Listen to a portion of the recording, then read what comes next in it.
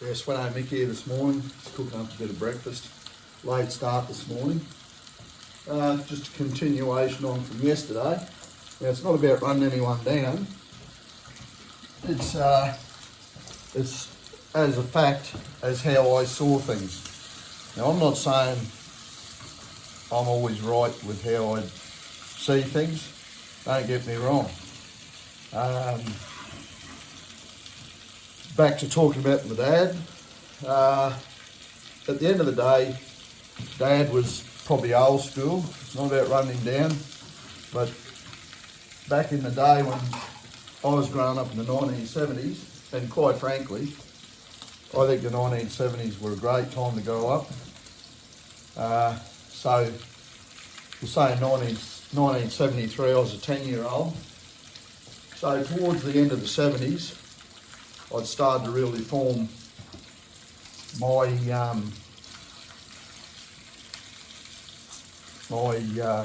opinions. My personality was well and truly formed.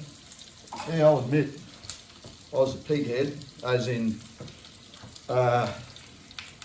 mostly I could never get my opinions swayed if that's what I thought. Now that can probably be a bad thing in a lot of ways, because that you're sort of blocking out learning maybe new things, but depends. Anything that I'm ever interested in, I'm always interested in learning about, preferably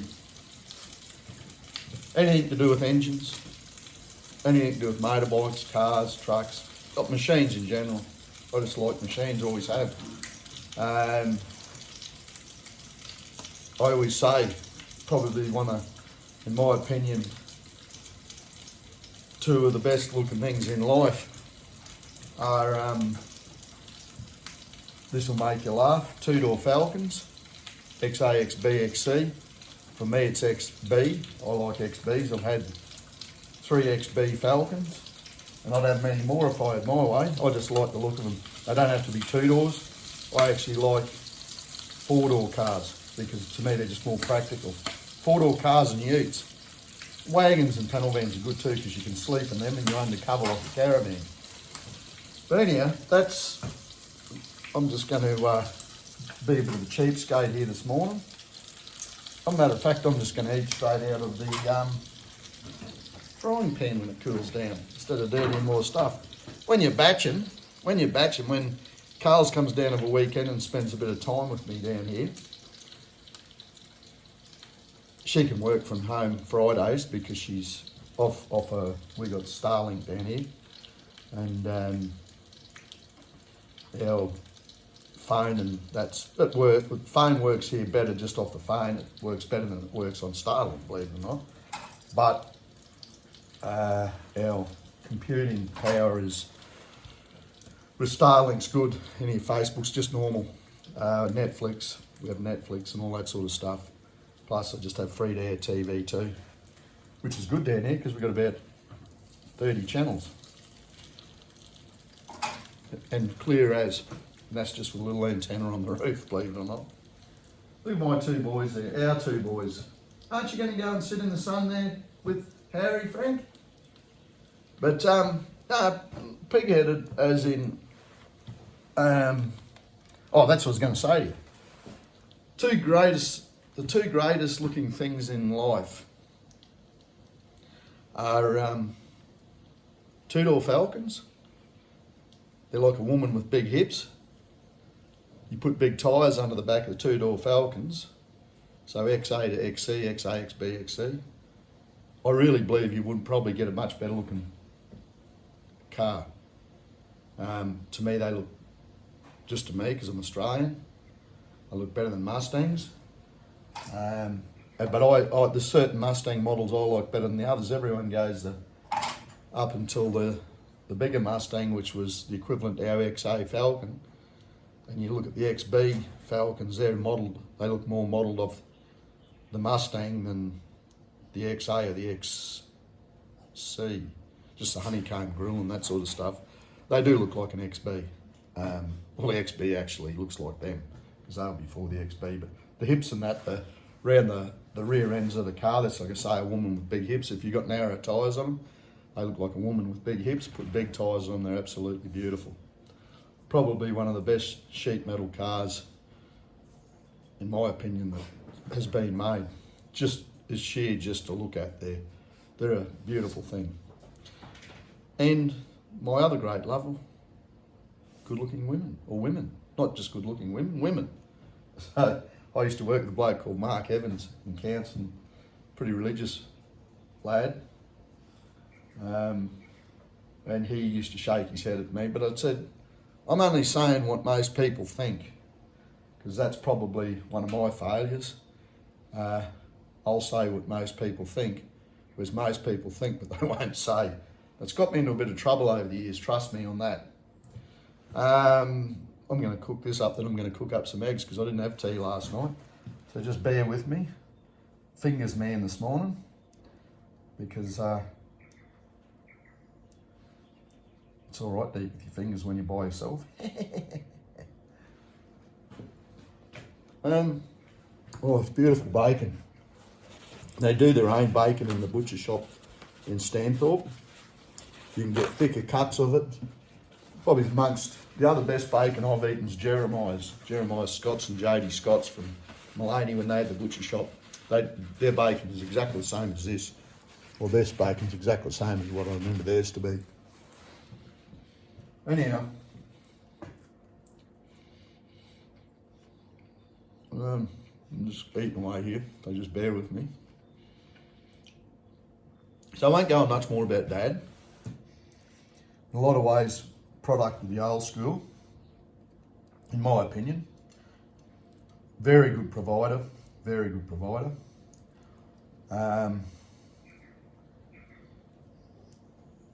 But a man's man, his mates meant a lot, which is fair enough. As a man, you've got to have your mates. I'm just going to switch that light out. As a mate, you've got to have your friends. As a man, sorry. Where are you boys? Hang on. Oh, just out there, farting around in the yard. But, no. Yeah, sad day when Dad passed away. It was Easter Saturday, I think, 1998, or Easter Friday. Dad had a funeral, it was different, a traditional funeral.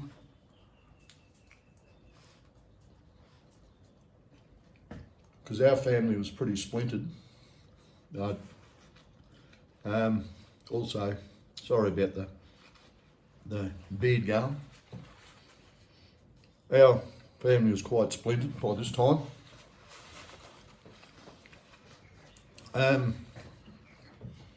So Dad was cremated. His new wife Jeanette, which I'd talk to. I'd talk to her when I go down to see Dad. And that didn't go down too well with a few of the family members. Mum could never really deal with us, a few of us kids talking to Dad.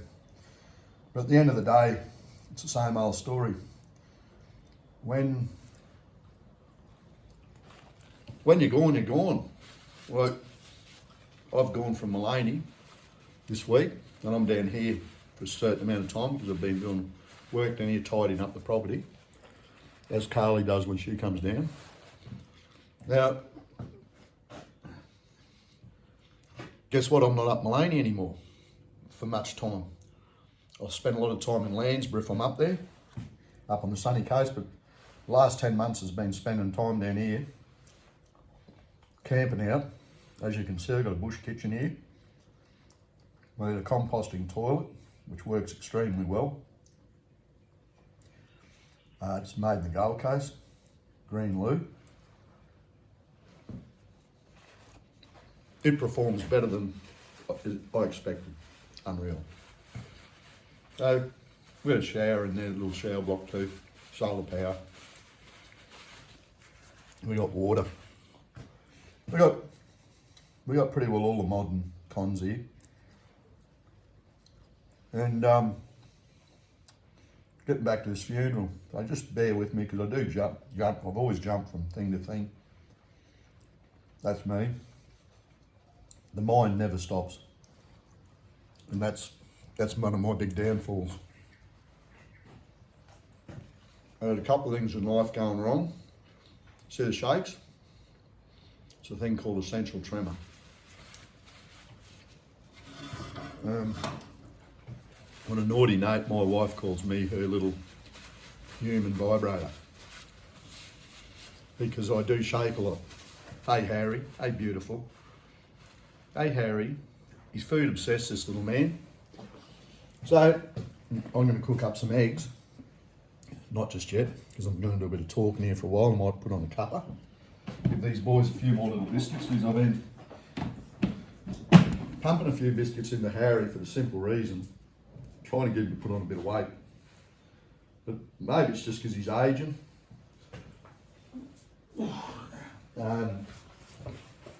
But he's skinny and I'm a little bit worried about him.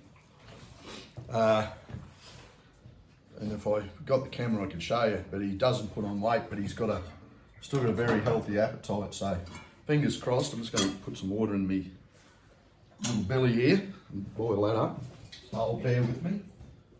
We've got a dog bone here for the boys too. Just got that out of the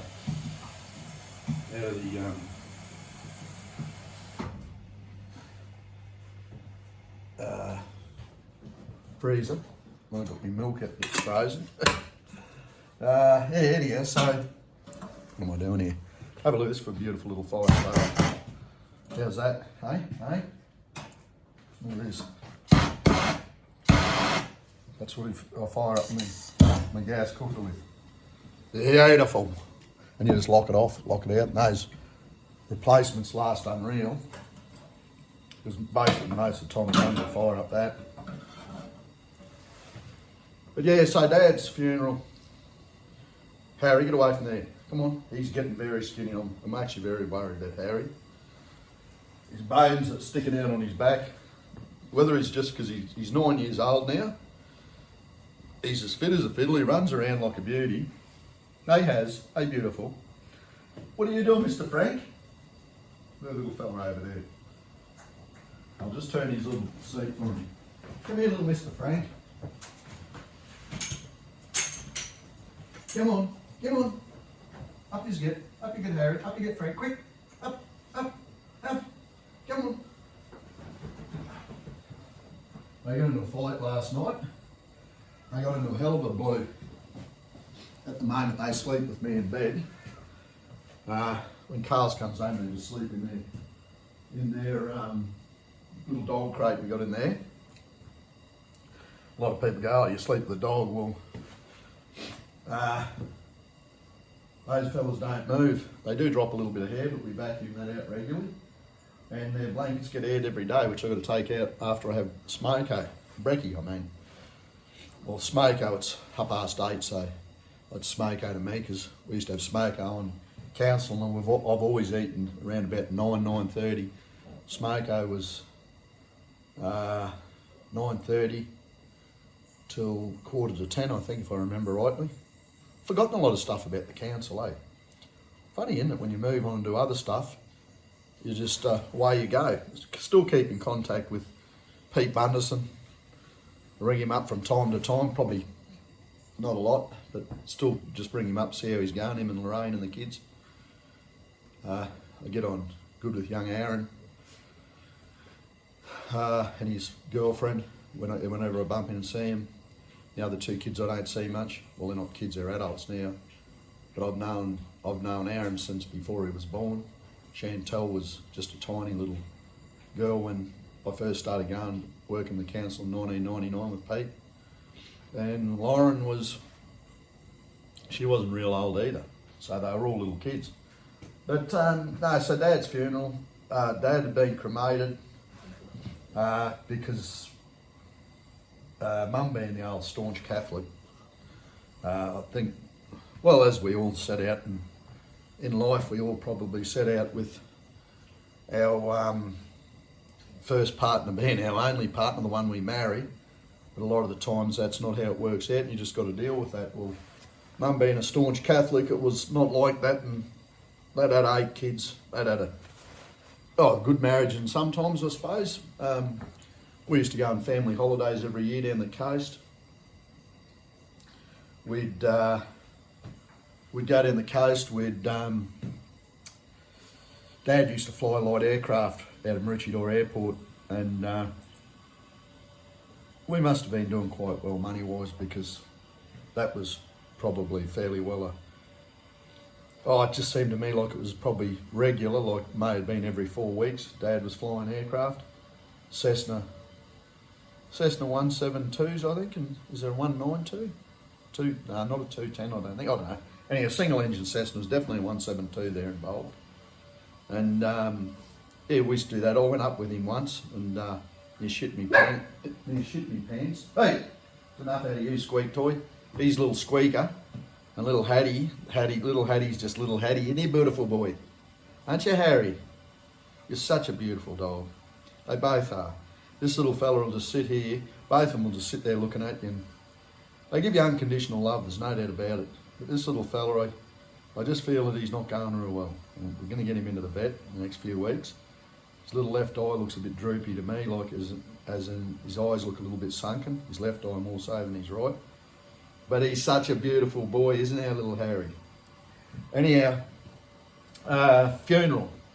So Dad had been cremated. Dad got buried beside his mum, Lillian Primrose Swenson, that was buried at Toowong Cemetery. And the good thing about it, Dad's ashes went down with his mother, and it's a direct flight path into Brisbane Airport over there, and you overlook the city. It's probably one of the most beautiful looking cemeteries I've ever seen. Probably the only better one that looks than that is the one as you're flying out of Sydney overlooking it. It's on the I suppose you'd call it the headlands, and it's right against the ocean with big drops down into the ocean. And here's this cemetery purchased on we'll say tens of millions of dollar view. So I don't know. They didn't do that one too well when they done it, because guess what? They'd make a squillion out of it now. But I don't think you can just dig up dead bodies for no good reason. They reckon we got rain coming in this weekend. So anyhow, Carls will get down this afternoon, like 6 o'clock or so, 6 to 7 tonight. And she'll work from home tomorrow. We've still got fog in the valley there. It's ever-changing looks into that. I'm just standing out sliding door here. I'm just standing out I'll just spin that back around like that. It might take that glow away from the morning sun. Hang on, just bear with me.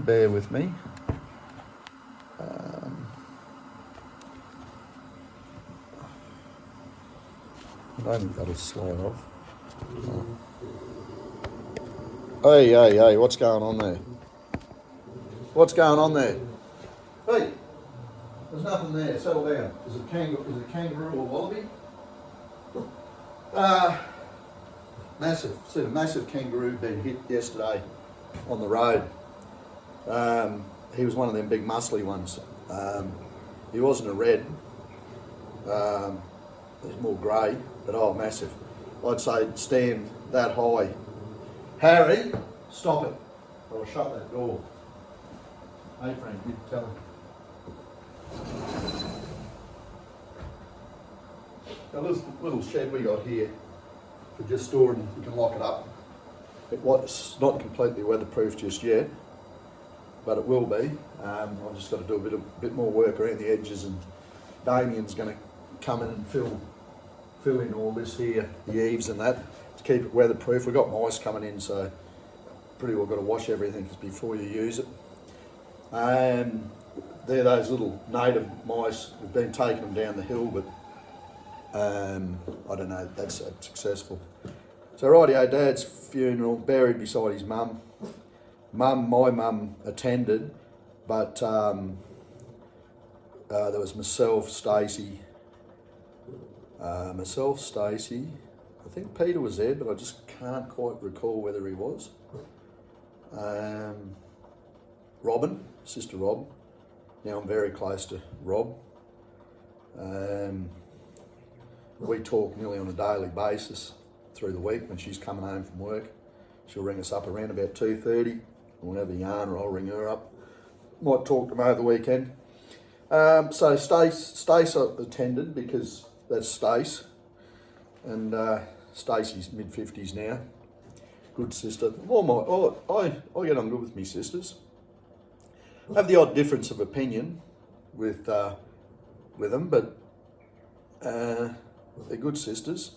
I get on quite well with all my family members too. Peter and I, the oldest brother, we don't lock horns, but we've probably had some pretty big blues over the years. And I'm not silly enough to think I can knuckle up with a bloke like him, because he's always been able to really look after himself.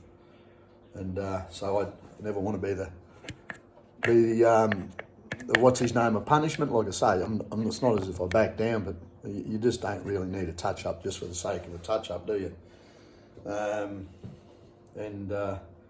We've locked horns at times, many times over the years, and I love all my family, but some you just don't have a big heap to do with. And Pete and I, we talk on our birthdays, and that's about it.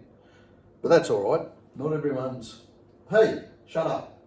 Not everyone needs to be rearing up the arse of everyone else. So once the funeral cleared, and there was a bloke there. I can't think of his name offhand, but here's all of us. It's a sombre funeral. So it was beside the gravesite of his mum, just a hole dug, just a box with his ashes. I think it was a plastic box. And I wasn't anywhere near as upset at my dad's funeral as I was at my mum's. I bawled my eyes out at my mum's. I was like sobbing. And I don't generally cry that often, apart from probably my first wife leaving me. I definitely bawled when she left at times, and it took me probably 3 or 4 months to get a handle on things. And the deal breaker was when she started going out with another bloke, which was back then was a fellow 10 years her junior, or more than that actually, but we'll just say 10 years her junior. And then I just thought, well, that's a waste of time. Chin ups when I had Mick. She ain't coming back. Get on with it. And guess what? The first woman I had after her was a lady of the night. Some refer to as hookers. And a bloke mate of mine was saying to me, I don't eat and go. It was 5 months between what's and he's on to me, if you're not getting on any women, how can you handle it? How can you handle it? I said, look, Jeff was his name. I said, Jeff, don't you worry about that. Famous last words of Sir J. Bjelke-Petersen. Don't you worry about that. You, don't you worry about that. Anyone that sees J. Bjelke-Petersen interviewed, which is the ex-Premier of Queensland, he finished up in, I think it was 87. He nearly 20 years as Premier of Queensland. Done a lot of good things for Queensland. I think a lot of good things for Australia. But he done the odd not so good thing, and he certainly isn't on his own there, because I just look around at the different stuff that happens now, and as you get older, you take notice. Back then, it was just, oh, Joe. There used to be a fast forward show on TV, and they used to call him Joe Bonkers Bananas, because Queensland's a banana state. We grow a lot of bananas, and Joe was his name, and they always used to say he was, a bit cuckoo, which he wasn't. He was actually a New Zealander, actually a Kiwi, and Flo was his wife, and she was a great wife to Joe over a lot of years. Their son John looks just like a younger version of Joe. Like John would be close to 70 now, I suppose, would say. he looked like his old man, but he wasn't his dad. And it was a different time. Legendary figures back then, and he would go down as one, whether you agreed with him or disagreed with him. But I think Jo had Queensland at heart, and definitely Flo did. She was well renowned for, they were real religious, from out at Kingaroy. And just so happens Kingaroy's got a power station near there. Just so happens that Jo used to land his jet there, and they have a world-class airport. A jet, they could land jet aircraft there. So, but, you know, his constituents done well with Jo as Premier, done well as Jo as their Member of Parliament. But, and the reason why I know that, my brother Russell, who now is up in Moranbah, him and his partner, they've been together, they're engaged, they've been together for about 3.5 years, I think now. They run a business up there called Mass Aviation, MAS. Hey, shut up. So, we've gone from this funeral to J. Bjelke-Petersen, but he done a lot for the state, in my opinion. Now, I'm just standing here. I'm going to make a cuppa, but I'm just hot talking here at the moment because I want to get phase 2 of the 4 phases out of my life to this point. And whether you agree, disagree, people that know me might go, no, it's not accurate, Mick, but it's as I see it. Rightio, funeral was done and dusted. We left there. Unbeknown to me, Mark and Mum and Stacey, well, Stace arrived, and Mark and Mum they went up to Mount Cootha, while Stace was at the funeral. When the funeral was over, Mum come down, and obviously she didn't know Dad's mum, biological mum, the woman that Dad loved a lot, and she put flowers on his grave. They talked once after the pretty major breakup. Dad come up when he was dying and just obviously wanted to, you know, dull down things a little bit. Mum and Mark were on the veranda with me. Jeanette was down at my place, and I wasn't.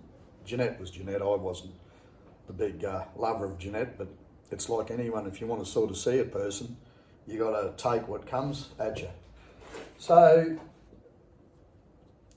he come up just to probably smooth it over. Mum and Mark were doing fine. I said to Mum after, I said, how was that? And she goes, you know, Michael,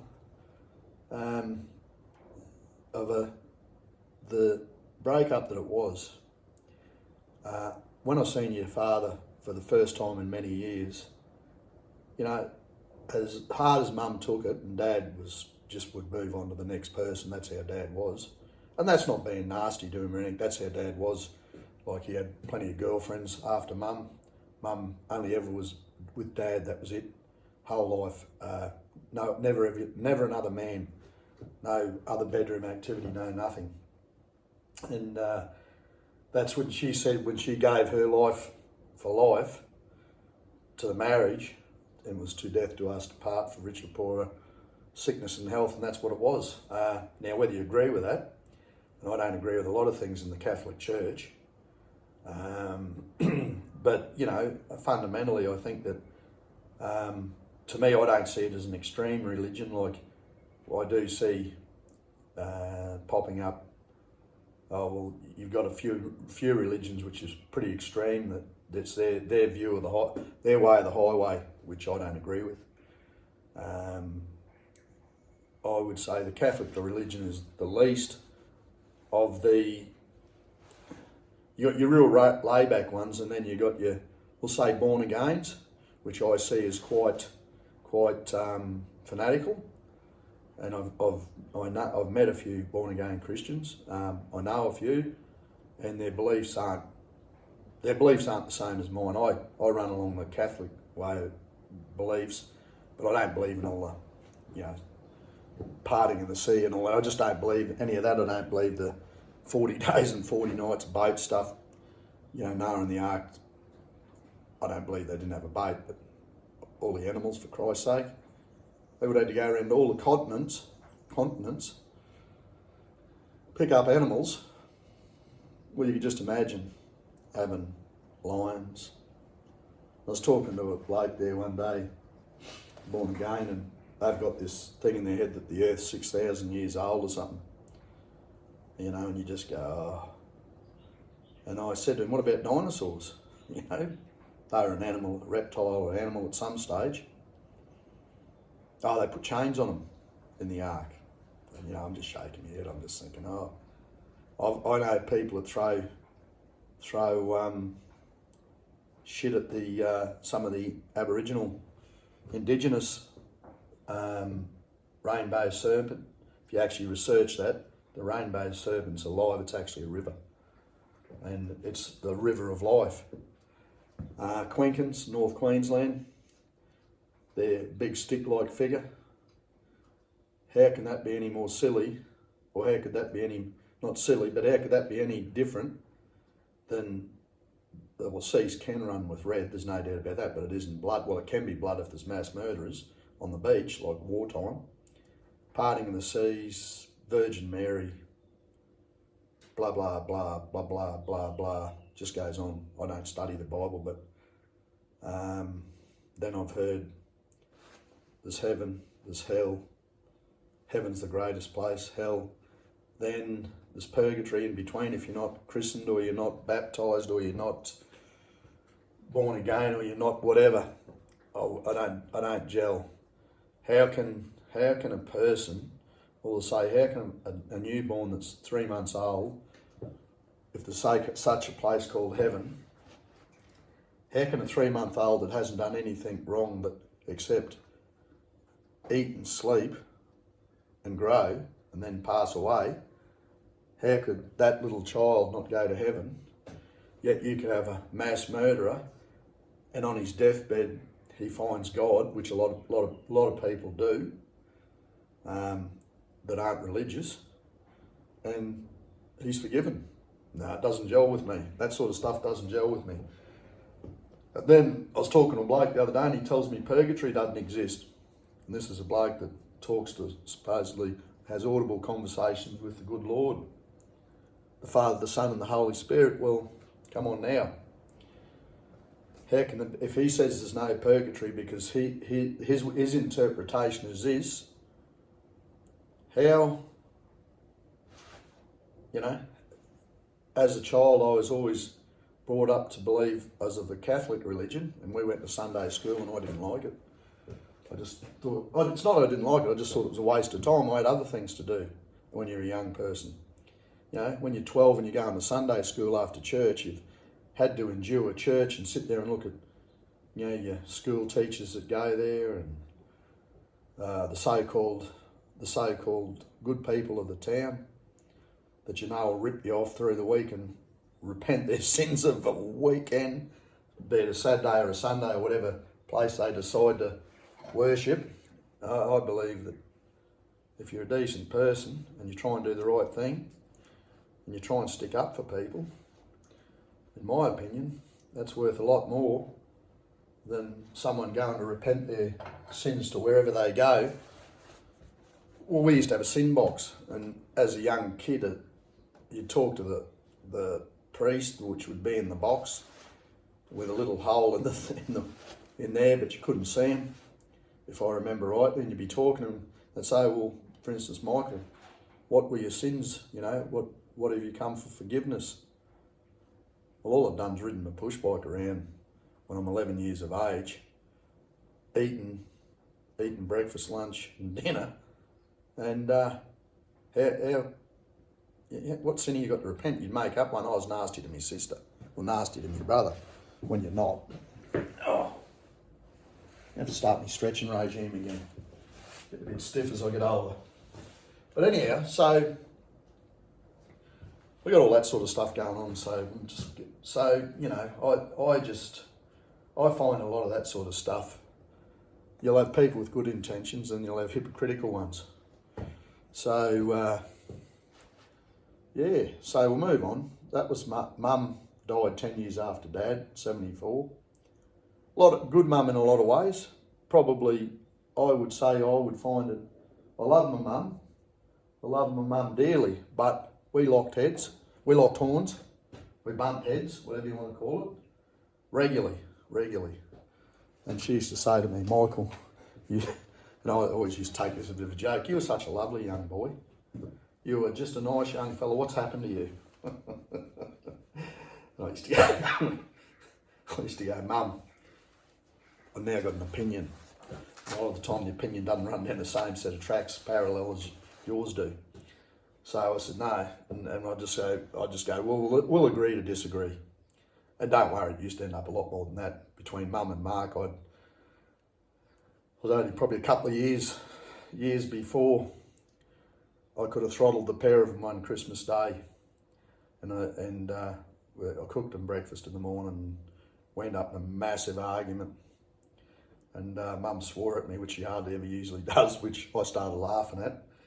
And and then told me to effectively, told me people had told her she didn't use the words fuckwit, but in fact it was a fuckwit. And people have told me that you are a very nasty person. Oh, yeah, right, Mum. And your best bet would be to piss off away from here. And I said, well, guess what, Mum? I rent this house. I rented off Mark, which was there. And I said, he's lucky. I said, I'd never hit a woman because it got pretty full on. This is Christmas Day, mind you. Mum was heading out to visit my brother Russ and his girlfriend at the time out at Kingaroy. Stacey, I think, was going to be out there too, sister Stace. She'd come in, I think she'd flown in from the Northern Territory. And Russell, her husband, and two kids at the time, Paulie and Gemma being the oldest. I think they were, might have been before Christmas because it would be unlikely for Stacey not to be with them at Christmas. And Stacey ended up losing her partner, her husband, and her eldest son, Paulie, which I'll briefly go on over that, coming up to 4 years now. 4 years in a few days' time, actually. Tragedy, biggest tragedy of our family. To this day, I actually can't sit back and think about Paulie especially. Russell was 50 or early 50s when he was killed. Russell Dyer. They were both killed together in a car accident in the Northern Territory. Probably one of the biggest lowlifes in probably the biggest lowlife in my life, as in a loss. And it's different when someone's killed if you're not friends with someone or you lose a partner through a breakup or whatever. But I can honestly say I haven't lost any brothers and sisters yet. But that there, Paulie and Russell. Paulie was he was killed on his last day of his 18th life. He was 19 on the next day, and Russell was early 50s. Paulie was driving Toyota 100 Series Land Cruiser, just lost control. He hadn't done a lot of driving, or whatever happened, I don't know. But you know, those things where the things draw you to them like a magnet. They hit a tree. They hit a tree side on. Like obviously Paul's lost control, and they've hit the car on the A-pillar. Well, that's the first beam that comes up with the windscreen, and hit the car effectively from there back. So they say they were both deceased instantly, which if you're going to die, that's probably the best way to go. And they can tell you times and everything, how long the slide took, point of impact from first when the slide started to the point of impact, because they can tell the distance it's travelled, so they can tell the speed, which wasn't excess speed. In the Northern Territory you can drive fast, but I'd just say probably sheer lack of one thing you do when you get older or you practice something that's like dirt bike riding, is you can be shown a way and you can be shown the right way and you can be shown the wrong way. But there's one thing about driving and motorcycling to a degree, but not to do daredevilish things, which is jumping, flying through the air, throwing it sideways, doing whatever. Everyone knows what people can do on motocross and supercross bikes. I mean, the top riders, and it's mind-boggling. And the stunt riders, mind-boggling compared to what used to happen even in the mid to late 80s. It's just become that far. But driving is a thing that you do pick up the feel of a car as you get older. And I mean, when I'm talking older, say just start. We used to drive around paddocks and that, and look, we used to drive on the road because Maloney was a tiny little town. We just go, my brother Peter, mainly Peter or Rob, not so much Mark. He wasn't worried, but we were like machines. They've just been an integral part of my whole life. We'd be in the Falcon, which was an XW. When Peter started driving, he put some dents in it. So did Mum. Then we got a V8 Fairlane, XA model, beautiful car. It was maroon. It's probably one of the nicest looking XA model, or they call them different. They call them Z something rather than Fairlanes. Might have been a ZA. I can't remember. I know the models are Falcons, but because Falcons interest me, where Fairlanes don't interest me as much, I don't mind them. I like the later model Fairlanes and LTDs. But I'm a Falcon man. But, you know, we had a Fairlane, it's a beautiful car, just a 302 5 litre Cleveland, automatic, 3-speed, C4 I think in those. I think that car had 4-wheel disc brakes actually, but I'm not 100% sure, because the 351s definitely have disc brakes, but I've got a feeling when it was a Fairlane you had disc brakes, and the LTD definitely had disc brakes in that model. So that's a 72 model car. Really nice car, but Peter put a few dents in that, but we'd drive around. Most of my time was spent on dirt bikes. I mastered wheel standing, I'd say very well. And I used to have trials bikes too, so I mastered standing on the spot. Just come along, pull up and still on my foot pegs and balance on the spot. And I could just do that indefinitely. And but wheel standing, I could go around corners and go up hills, down hills are harder because you've got to get the bike steeper. Once you start using your back brake, because the way you turn corners is you've got to get the bike steeper. And it makes sense if you've got your bike there and all it's doing is holding up on power. It's harder to turn corners because it's like that. But you get it like that right on even past the balancing point of tipping over backwards. But you're just working your back brake, you can just turn corners. Well, I couldn't. I could change. I had an IT175 that I'd done a lot. DT175 and then the IT175 that I'd done a lot of wheel standing on. And XR200 and XR250s. They were my main go-to wheel standing bikes. And I'd drum brake on the front of those bikes. Not the XR250s. They all had discs, the ones I had. But I just keep going until the front wheel stops spinning on the disc, which is a lot quicker than a drum, because drum you'll just turn it and it'll just keep spinning like a push bike wheel with no friction except the friction of the bearings and obviously the wheel rotating through the air. But so I'd just pick her up, say second gear for a bit of speed. Then I'd leave the abattoirs on the back wheel, second cog, up the hill, round all the corners, just keep going. Change it up to fourth. 175s didn't have a lot of power, so you'd really have to have her on point to hold her up in fifth, but just do it, just get it steeper and ride along, just tapping the back brake, or just not actually tapping the back brake, just applying the back brake as it started going over. But it's a hand feeling, it's a feeling, throttle, brake, hand, brake, feet, coordination thing, and practice. And I picked that up myself. But we used to wheel stand our push bikes a lot. And Billy Luss was a lot better at wheel standing push bikes than me. He had a dragster, I had a 24-inch. I could pick her up, and we used to count the pedals. And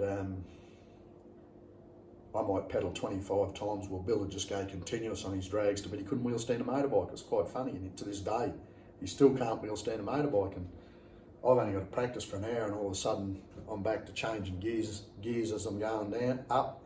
Change down gears. I could actually, when I was at my best, and you can ask plenty of people this, Gary Ball, ask my brothers, Peter, Mark, your mates, Bill, Norrie, all them fellas I used to ride with, I could just, and it's not about saying I was better than anyone else, but I was reasonable at it.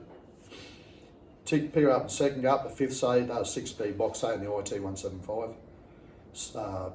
G model, was the one I done a lot of riding on. Done a lot of racing on that bike too. And yeah, I just change up gears, down gears. And then when I come back, I change back to first. And then I just pull the clutch in and put it down at the people I pulled up at. Now, I'm not saying plenty of people can't do that, but not many could do that any better than me back then. I had one of my schoolmates passed away, Jane Denver, and Gail passed away late last year, early this year, which was a tragedy. And Gail was a fair bit older than Jane, and she's gone, and Jane passed away about 5 years ago. And Jane had a boyfriend. It was a coastal bloke. We used to call him Seaweeds, and they weren't even seaweeds. He was a dirt bike rider, and back then he had an XL100. And she'd see us fellas, because I used to see Jane when I was a young fella. She was my first real serious girlfriend, but kiss and a cuddle was about it. And she was a funny beggar. And she used to tell us when we'd been having lunch at school, yeah, my boyfriend can wheel stand 57 miles. And you get perspective into perspective. 57 miles is from Maloney down the range to Brisbane, and probably a tenth or 20% of the way back. And we used to laugh, we used to call him 57 miler. I think he's from Mumbai or something, but anyhow, old Jane was a funny girl. One of the real funny things she said to me, it wasn't that long before she passed away, she goes, Michael, I thought you always thought you were a poofter, because it was poofter, and it was poofter or homo or lesbian or leso when we were young, but mainly poofter or homo, which they don't like now. But that's what it was. And she said, I always thought you were a poofter. And I went, oh, right, Jane. I said, well, what you should have shown me, you gave me no. She said, you never tried anything on me. I said, well, Jane, I had a bit of respect for that sort of thing. And no, of course I didn't, because you gave me no inkling that you wanted me to. And I said, Billy Lusk and I were both trying to get onto you one night, and we got a kiss out of you, and that's where you pulled it up. So, no, I said, if you would have given me the slightest inkling that you wanted to have a fart round, I said, I would have been there with bells on. But I said, you didn't. I said, I didn't think you liked me. And we always laughed. The last time I was talking to her before she passed, she come up, and she was a pretty big drinker, and I could smell alcohol on her, and she's come up to me and gave us a cuddle, and that's when she said that. And well, I'm laughing like anything. I said, Jane, you have no idea. And yeah, so that's the last time I talked to her. Then the next time was at her funeral. So lovely person. Her and the two girls I got on extremely well at school with in high school. So I will say the last 2 years I was at school was a girl called Mandy Bob, which was just playing out. She was just playing out fun, and Jane Denver. They were the go-to laugh a minute, just fun to be around. So anyhow, break up of the marriage, my marriage. So Mum was great. I can't emphasise enough what a good mother she was. She was a lioness. Anyone said anything nasty or treated her little treasures, which, trust me, we were far from little treasures. Mum would be a lioness that would have fought to the death, which I told you about that time. She dinged. She didn't ding, but my Mrs. Gittins was probably very lucky. Mum didn't grab a hold of her, because Mum's side of the family, the Vogels, are not backward at throwing punches. They never have been, and even to this day, I got relatives that if something's on, they could always be involved in what you'd call a Donnybrook, a punch up. Back before my day, they used to call a fight a Donnybrook, but a regular Donnybrook, and not just my family. That's what they were known as, fight. I just called it knuckle up, and I had a few of them. I wasn't a go out fighter like a few of my family members, like Peter, and Peter would definitely enjoyed it, not as much as Uncle Cole, but yeah. So to this day, Mrs. Gittins was probably potentially very lucky. Mum never give her a bit of the old heave ho what she done to me. But that definitely developed my pig-headedness, as in, that was year 2 or year 3, and I just said straight out, no, I didn't do that. You did slap me across the face. Blah, blah, blah. This went back and forth, back and forth, back and forth, which I said. And they wouldn't let me go until I said no, she didn't. So I just thought, well, fuck this. I didn't say fuck this when I was that young, but effectively that's what it was. And rightio, then you're right, you didn't, which all the class had seen it. I'll tell you about many years later. So I'll just get off the school thing. I had a great schoolage, as in, it was fun. I was not very good at school. I learned hands-on. That's how I've learned all my life, hands-on. I'm never going to sit there. To this day, I done a horticultural course and I could not learn it for the simple reason other people were talking, that gardeners that, I was a machine operator in the council, but they put us through a hort because eventually they want you to go into horticulture, as in, you know, do your skilled gardening stuff. And I probably would have done it if I would have stayed, because it's less physical. And as you get older, you know, into your mid-50s and above, you've probably got to either be a supervisor or a foreman or a leading hand that's not as hands-on, and you just move into your lighter stuff, you know, a little bit of light hedging with battery gear and a little bit of hand pruning and a bit of pole sawing. Whereas when you're mowing, it's you're mowing or you're brush cutting, and it's nothing in summer to do mowing. If you've got two mowers, or say you've got one mower and you've got 2 or 3 operators, you'll do 2/3 of your day. If there's 3 operators, it's because you split it up into thirds, you'll do 2/3 of your day on a brush cutter and a blower. Now you might say, or an edger, but you might say, oh, that's not real hard. But you're going to do 5 hours of brush cutting and heavy going and see how you go, damp or wet kikuyu, and bringing it from that high down to council, because you're not, unless it's an A-grade park, it's not manicured like some people have their yards, because your rotation is that big. It's nothing for your 40 horsepower, 60-inch rear discharge mower to be struggling in wet kikuyu, and they'll do it. But, you know, it's hard going. Any of those heavier grasses, your Sir Walters or anything like that, or you'd be pushing a push mower around catching, and you're pretty fit. And you can't do that, you can't sustain that. There's not too many people that can. I've never yet seen too many people that can. But anyhow, so we'll get back to the breakup of the marriage. So, Mum passed away. Saddest, I bawled my little eyes out. Uncontrollable sobbing, because it was a sad day. Because my mum was, as much as I used to disagree with some things, you know, probably 30 or 40% of the things we'd disagree with, we both had pig heads, and she'd say what she was thinking and I'd say what I was thinking, and a lot of the time it wasn't the same. That's just how I've been. And at school one time there, we used to dirt bike ride our dirt bikes of a weekend down to Broome Pocket.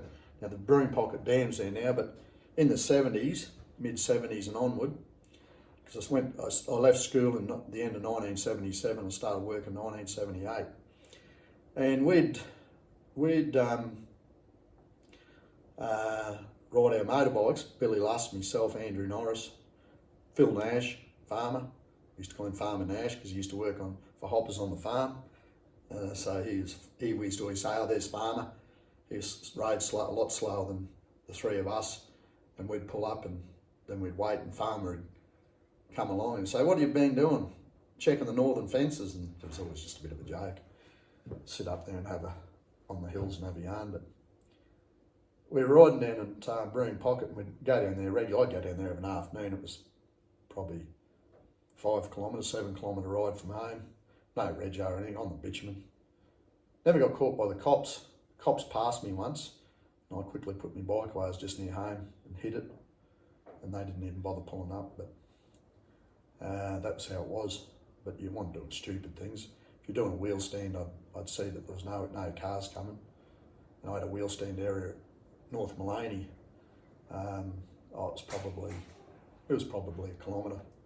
And I'd just practice up and down the road, up and down the road, up and down the road, and I'd practice neighbours to get the shits, making noise.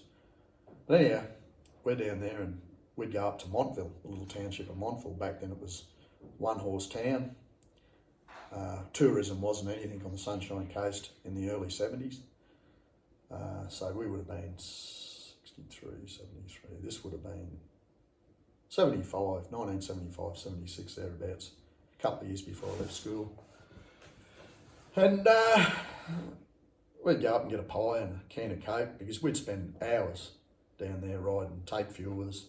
We had bloody hill climbs. We had, if you come up out of the dam on the Montville side, there's a steep bitumen, probably towards the steeper, longer hills you run into. We had a hill we used to call Lever because it was a broken lever. Someone, when they'd fallen off their bike, hung it in a piece of lantana or privet, tied it up there in the hill. To Billy Lusk, Norrie and myself, probably a little less nashy, that hill was easy pickings for us because we'd just done that much riding and our abilities were just getting better and better and better. To the point, Andrew Norris, he raced the Australian Safari and I think he finished second or third in the Australian Safari on his first attempt on an XR600 Honda. He was sponsored by Husqvarna and Honda and Yamaha for many years. That was his best result I think he ever done, was his first attempt. Billy Lusk, he won the trade team, Queensland trade team. He was racing for Caloundra Yamaha, and they won the trade team 1 year in the Queensland titles. That was over six consecutive different race events, not 6 days. It was over 6 days, but not all every day like a 6 day all in a row. This was over a series of 6 different events in 6 different places. So I don't know who he rode with, whether it was Stephen Cottrell and Jeff Petler or now Norrie and Stephen Cottrell. I think Cotty was faster than Jeff Petler, but Jeff Petler was, he's an older man when I raced against him. An older man being late 30s or early 40s. I think he's passed away now, Jeff Petler. He was tied into Caloundra Yamahas before Barry Webb had it, Caloundra Yamaha Honda, mainly Yamaha. And I think they also had a Suzuki dealership there at one stage too. But I used to deal with the guru mechanic, Kev Marshall. I bought my IT 175G off him, and then I deal with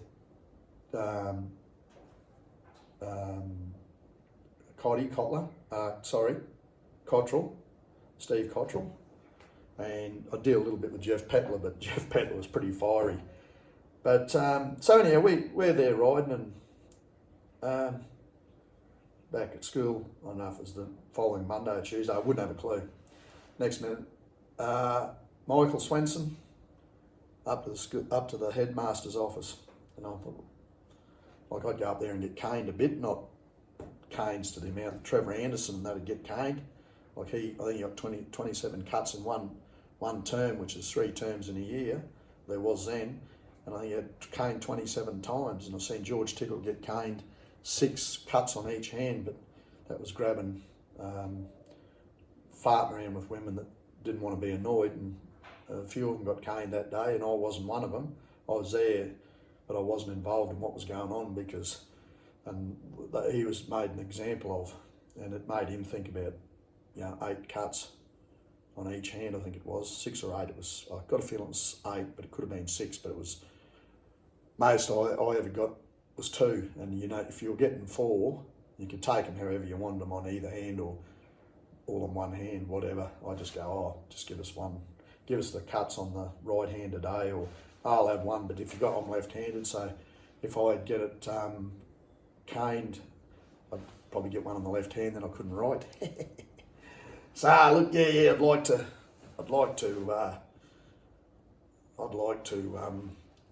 do this work today at school, but I've been caned and my hand's all swollen. It's really sore. So I had answers for everything, and so called up to the office, and up I goes, and knock on the office door. Yeah, come in. Walks into probably 3 men, big blokes standing there. 6'2", at least 6 footers. Headmaster. What's going on there? And who are these fellas? They were detectives. they sat me down and they said, "Were you up at Montville on the weekend?" "Yeah." "What were you doing up there?" "Oh, we went up bike riding." They weren't worried about me riding unregistered on the road or anything. Motorbike riding, we ride up to Montville and get a pie and a can of Coke. And we just sit there and eat the pie and drink the can of Coke and then put it in the bin, and off we'd go back down Western Avenue, on Western Avenue and down Lever, and then back into the bush, in amongst all the big blackbutt trees that were down there, massive blackbutt trees. And we had unreal tracks in there. Mainly a lot of log jumping back then, because I think if I remember right, well, I definitely had a TY175. I had two TY175 Yamahas trials bikes bought one off my brother, a C model, then I got a JC model, bought brand new. And we were riding on, like I say, we were riding every day. That's how come you get good at stuff. And what were you doing? I said, I told him, yeah, we just go up and get a pie and a thing. "Well, what'd you bust up the Montville school for?" I said, "I never busted up the Montville school." "Yes, you did." I said, "Look here," like they honoured me a bit about it, and they're trying to be a bit intimidating if I look at it now. Now, I'm never going to own up to something I've never done. And guess what?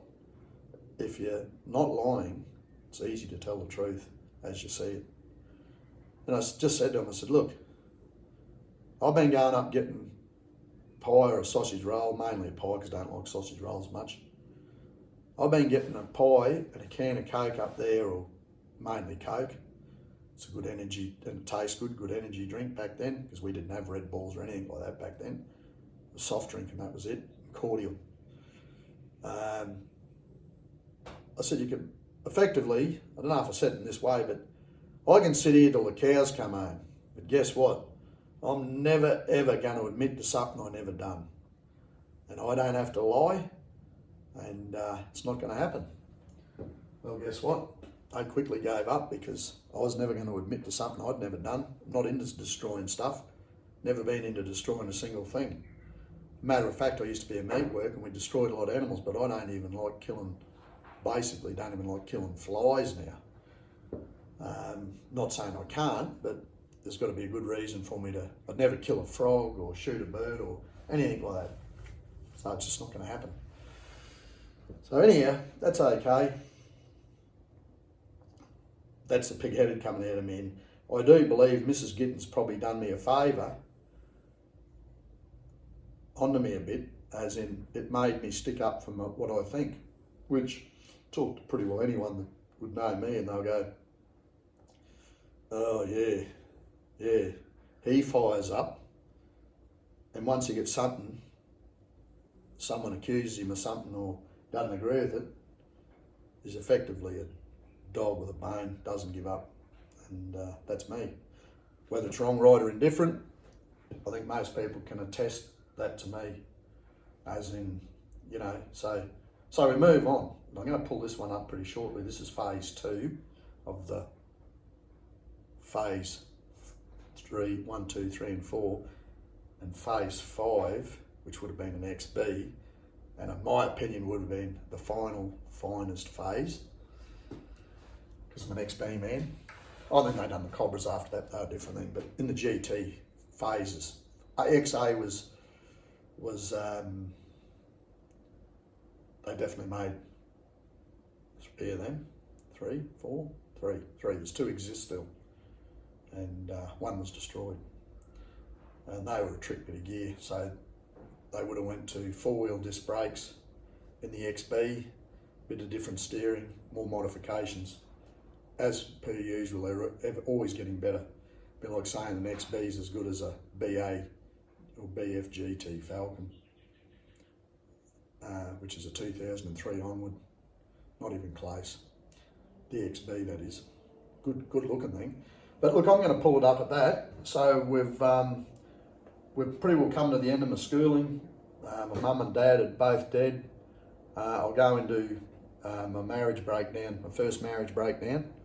But I'm going to pull it up at that, and we'll see you at phase 3. So I've had phase 1, phase 2, and I'll talk to you more about phase 3. Sweno Mick, you all have a lovely day. Sweno Mick out.